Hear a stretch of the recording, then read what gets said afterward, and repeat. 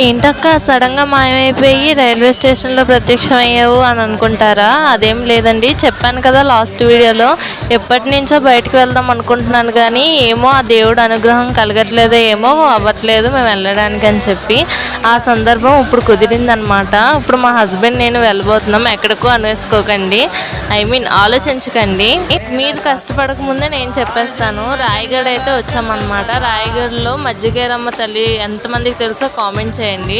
So అక్కడికైతే వచ్చాము. చాలా రోజుల తర్వాతకి వచ్చానమాట. సో నైట్ అనమాట మా జర్నీ. చాలా ఆకలేసేస్తుందని రాయగఢ్ వచ్చిన తర్వాత ఒక ప్లేట్ ఇడ్లీ చెప్పి తిన్నాను. అసలు వరస్ట్ టిఫిన్ అంటే ఇదే నా లైఫ్లోని. అసలు చట్నీ కాదు, ఇడ్లీ కాదు, చాలా వరస్ట్గా ఉన్నాయి. మీరు కనుక వస్తే అస్సలు ఫుడ్ జోలికి వెళ్ళకండి. వస్తాము టెంపుల్కి అయితే. ఇంకా నెక్స్ట్ ఏమైందని చెప్పేసి నెక్స్ట్ వీడియోలో చెప్తాను నేను.